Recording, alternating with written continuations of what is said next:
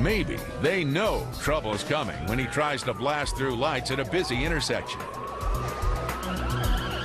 This is one lucky fugitive, but time's running out fast for an armed robber who just doesn't know when to quit. The beginning of the end draws near with a cruiser purposely rear-ending him, but all it does is slow him down as he wildly ricochets across the highway.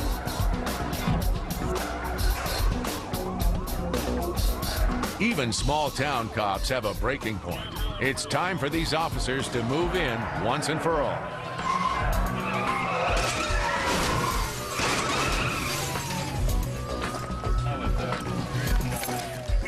The cruiser camera angle is just too high to see all the action. But considering that the felon's packing a piece, he's lucky just to get grounded. He didn't stop, and they all took some dings, some more than others. If this felon thought the town was small, who knows how he'll feel about his new jail. She makes the fateful decision to turn at the intersection and suddenly faces this. The driver picks up speed and weaves through traffic. Hey, Whiskey Roger, hey, there, one car behind him.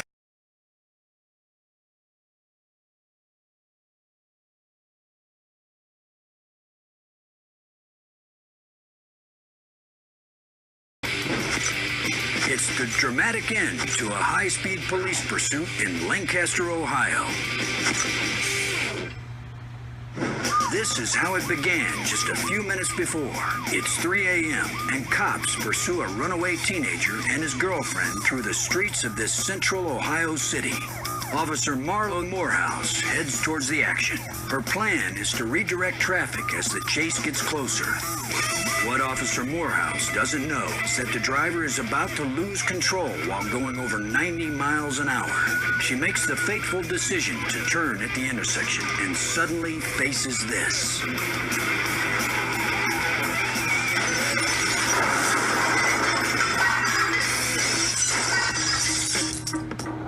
The teenagers are lucky. One suffers a bloody nose, the other a sprained finger. But what about Officer Morehouse? Her car is heavily damaged. Her airbag is deployed. But this cop is a survivor. This 6-year veteran sustains face and back injuries but returns to duty a few weeks later. As for the driver of the car, he loses both his freedom and his license for a long time to come.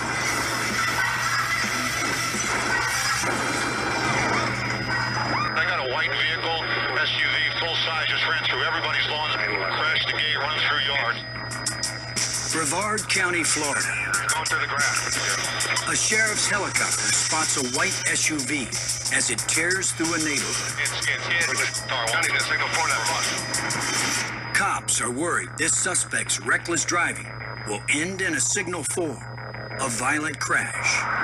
Oh my God, John. He's on the run because he's driving with a suspended license. Pretty bad signal 12, just crashed the gate, coming right towards you, Ford SUV. It's on the wrong side of the road now, he's gonna hit the cruiser, look out. Your destination at the airport. Gotcha. Yeah, he's gonna go to the interstate. Got a signal 4 over here in a second.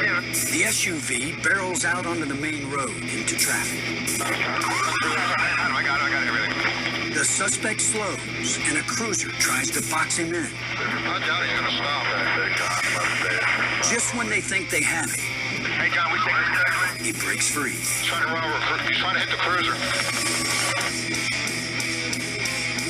The driver picks up speed and weaves through traffic. Hey, Whiskey Roger. Hey, there, one car behind him now. Yeah, sheriff's helicopter just... Yeah, that's our outbound behind him. 2 miles from the airport. Start time. There's one car behind him. Maintain 1,000 traffic. He made dead ends up in here. And 1-8 Whiskey, thanks for your help. Police get help when the suspect runs out of road. He's running through the yard. He's going to end up in the canal here, maybe.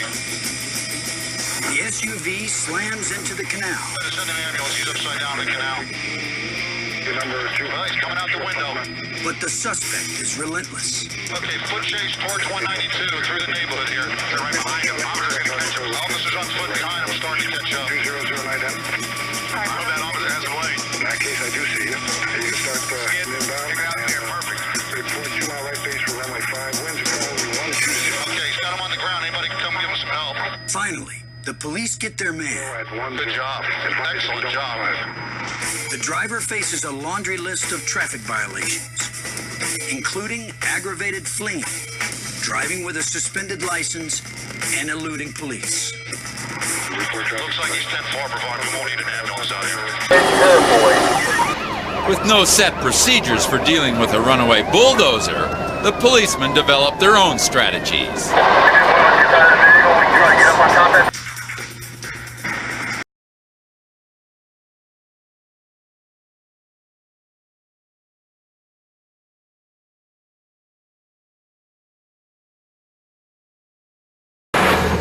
In Winfield, West Virginia, an officer faces a different driver, but the same dilemma. A drunk behind the controls of a bulldozer. I was sitting there writing up a report. I didn't hear it coming. I thought there was a train coming, and I thought, my God, the train will run over me. And then I looked up and saw him going down the road. The officer and his partner realize they have a unique problem on their hands. How do you stop a bulldozer? Very carefully. With no set procedures for dealing with a runaway bulldozer, the policemen developed their own strategies. The response is less than enthusiastic. I don't think it'd be a smart idea. In fact, the police can only determine what not to do. I ain't about to get in front of him. But the drunk at the wheel provides the solution when he passes out and runs the dozer into a ditch. I need some help. I need all the help I can get up. Kyle Albright notices a Jeep driving without headlights and tries to stop it. After that, he discovers it's a stolen vehicle. The suspect in the Jeep hits 90 miles an hour and flies through intersections. He tries to make a left turn at full speed. A Jeep's made for off-roading, but even a Jeep can't handle this. Trooper Albright drives into the parking lot to find the Jeep lodged in the bank building. The officer searches to see if the driver's fled, but there's no getting out of this pile of twisted metal. The suspect is imprisoned in the Jeep until help arrives. Of course, he might have avoided all this and slipped away in this stolen Jeep if he just turned on his headlights. Really, I received was from the glass fragments of the windshield that went into my arm. With all the shots fired, I wasn't sure if Officer Brown was okay or not, so I stopped to make sure that Officer Brown was okay.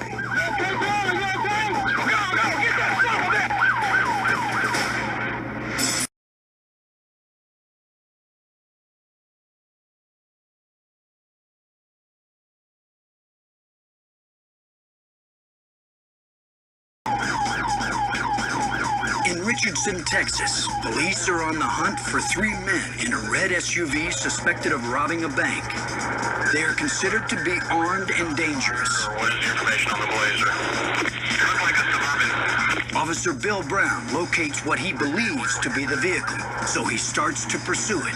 This will be a red blazer, correct? That's the information I have. But as he follows it off the freeway, he receives a radio call informing him that the SUV he's tailing is the wrong one, and that the real suspects are right below him. He stopped on the entrance ramp to Central.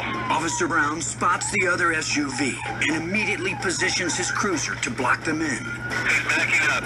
But as soon as he does, he gets the shock of his life. Gosh damn! 2 men with semi-automatic rifles pump several rounds into his car.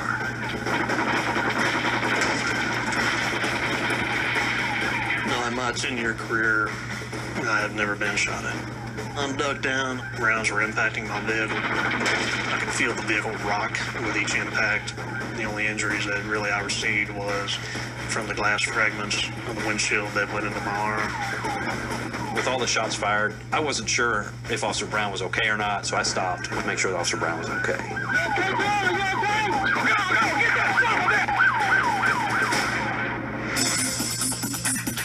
Officer Brian Melly and several other units continue the chase. They were shooting at Officer Moore as he was trying to pursue them.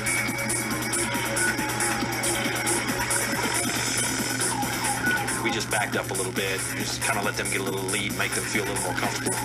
But the lead turns into a loss for police. as the suspects are able to shake them all together. They went past Avenue N. I got a lot of people pointing this direction. Thanks to the help from some good Samaritans, Officer Robert Skinner locates the red Suburban a few miles away, but the culprits are gone. As I'm looking at that, I see this white truck backing up at a high rate of speed. That's them. The suspects now carjack a white pickup truck and once again try to elude police at all costs. Traveling at a speed of more than 60 miles per hour, they come upon a busy intersection and T-bone an oncoming car. The brutal crash leaves one motorist injured, but the suspects remarkably rise from the wreckage. Just as I open the door and get out and start to go back, the driver gets out and just starts shooting at me. Shots fired. Officer Melly arrives on the scene to help and is immediately fired upon. Shot my car up also, 725. We need help. They shot in a direction that was directly where I was, but it went through my radiator and into my engine. After unloading on police, the suspects head toward a busy industrial park filled with onlookers. I could not cross that street, not knowing where they were, knowing that they're in this parking lot across the way, and I've got 6 lanes of intersection here with no cover. You guys be careful, man. There's automatic weapon fire. Police set up a perimeter, but the brazen bandits carjack another vehicle and somehow slip through their fingers.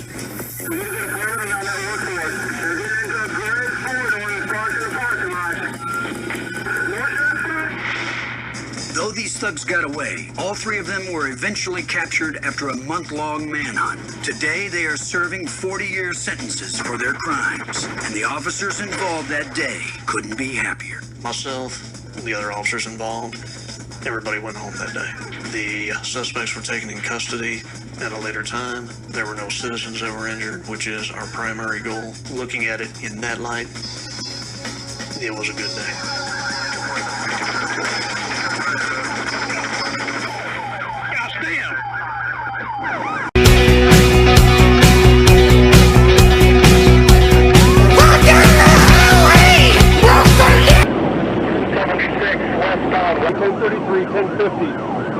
We are east of or west of Noble Avenue on 175.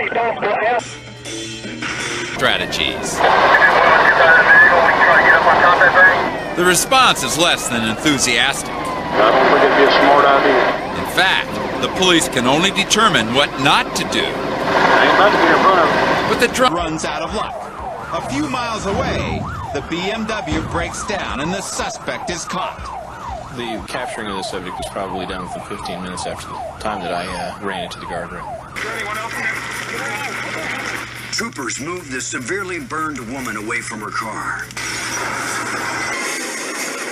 That's when cops catch a break.